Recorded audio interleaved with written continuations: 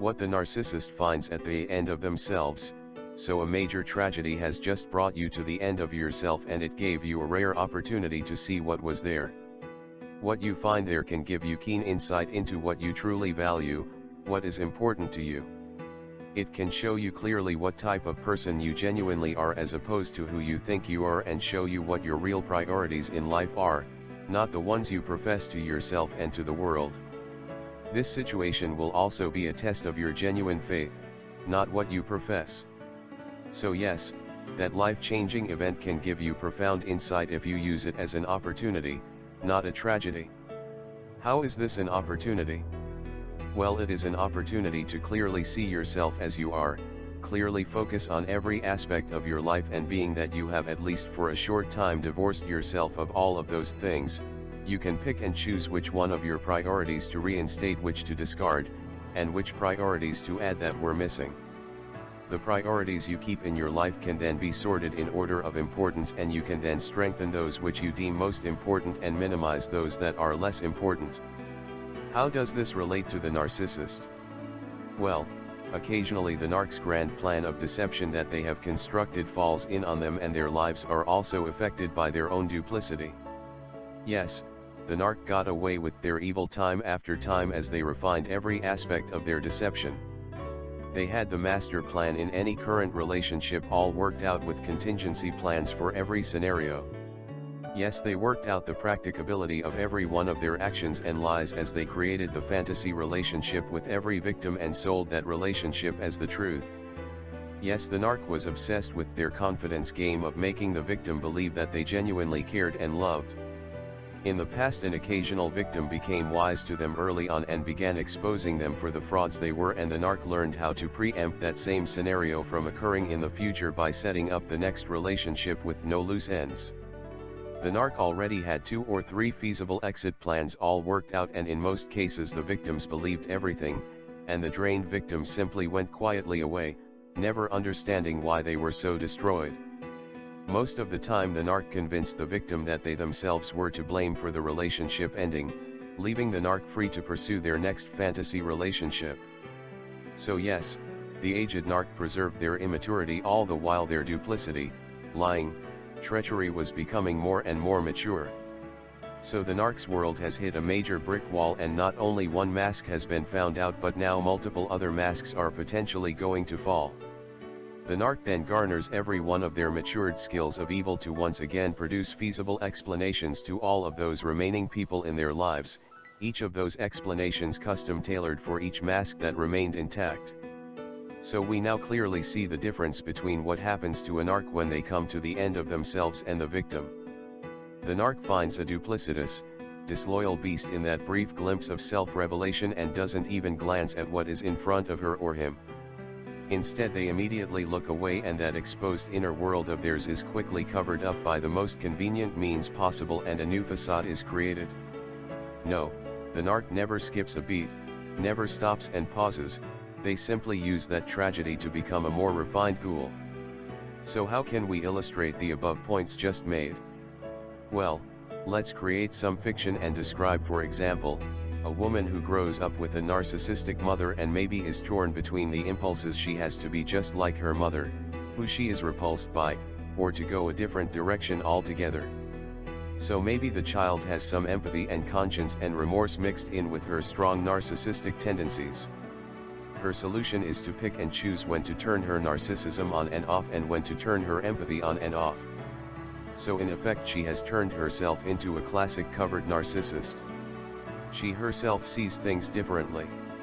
In her mind, her overtly narcissistic mother is evil and naive, and she, the covert narc, is the wise one, the intelligent one, the superior one, the good one. Yes, the covert narc sees themselves superior to both the overt narc and the empath who tries to minimize the narcissistic tendencies we all have as people.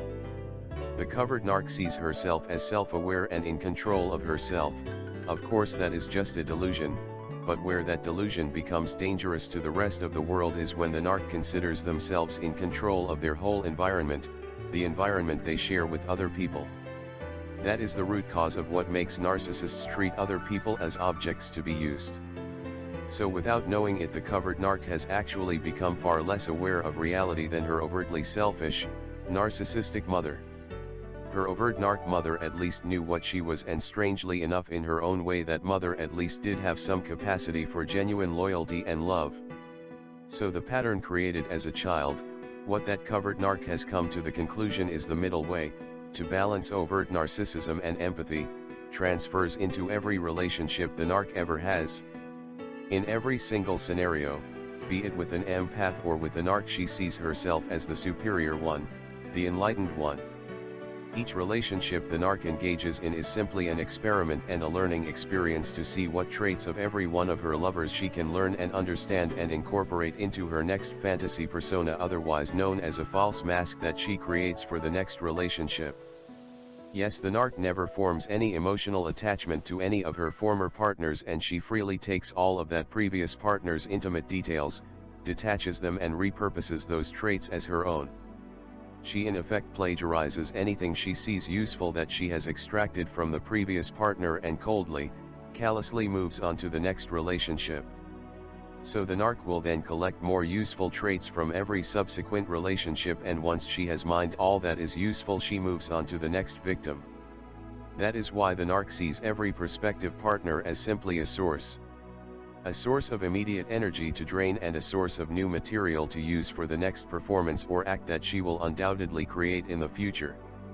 Yes, the narc is already getting material for her next grand performance, her next production.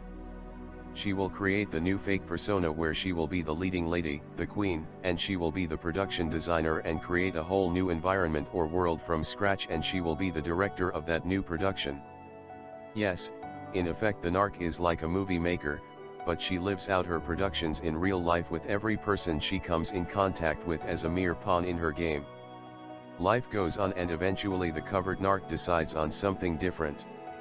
Why not have a long-term relationship and see what that is like, since she never tried that before? Plus, it may give her more comfort and provide her with the resources to do even more covert elaborate productions. So, in effect the covert narc can once again be above it all and have the best of both worlds, a stable relationship and the pleasure of multiple covert new relationships to continue mining from. So the narc comes up with all sorts of new scenarios to find partners willing to engage in adulterous affairs with her. The fact that she is married is actually an asset, giving her an out any time one of her covert relationships is no longer wanted once it has been thoroughly mined of all of its resources. But eventually the narc tires of the long-term relationship and ends that looking for her next option. Oh yes, the narc is still going to use the discarded ex-husband as a source of comfort while she freely shops the market and decides if she wants numerous short-term relationships or maybe finds another source of comfort that she can use in another fake long-term scenario. With today's modern society, the excuse will be she never wants to get married again. But then the narc meets someone that she never knew existed, a person known as a super empath. The super empath is someone that is benign and kind and harmless, a person who trusts but when pushed to the limit will be more than a match for the narcissist. The covert narc doesn't see it though. To her he is like putty in her hands, a naive fool that she can toy with as she pleases. Yes, she can lie to this person with one hand tied behind her back, and she can play with his emotions at will, with him being totally unaware. Years go by and she eventually tires of that relationship, since that empath does have a moral code and that means she can't manipulate him at will, so she then decides it's time to slowly extract herself.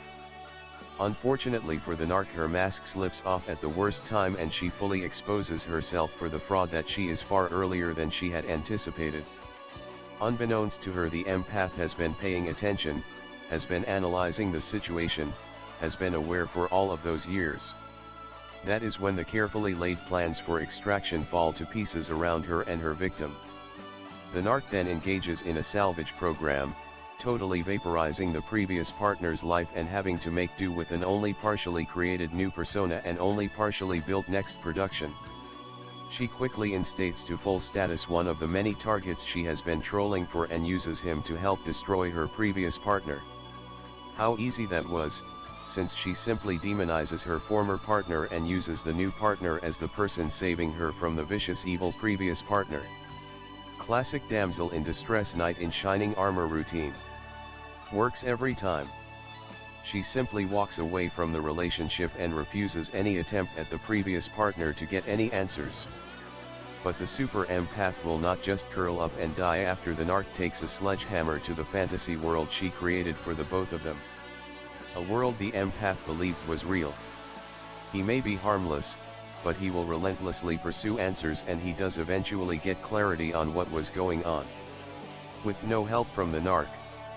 Yes, eventually the empath gets all of the answers, and in that pursuit many unexpected sources give him more information than he could have ever gotten on his own. So the empath target gets his answers, learns, moves on and grows. He came to the end of himself and used it to his advantage. Now let's answer the question posed by the title, what does the narc find at the end of themselves? What is it that the narc couldn't stand to look at when it was clear for her to see, but she looked away instead? It was a clear view of the hideous creature that lurks behind all of her masks, the core of her being, and even one glimpse at that creature would have haunted her for the rest of her life, so she refused to look. That creature is an immature 5-year-old that never grew up and is living inside the body of a full-grown demon. Better not to look and move on for the narc. But there will be no growth as the narc slips ever deeper into her dark world. Sad. Yes, even the narc could possibly deserve some pity, but the enormous pain and suffering she has caused eclipses all of that pity. Thank you for watching. Comments are welcomed. Peace be with you.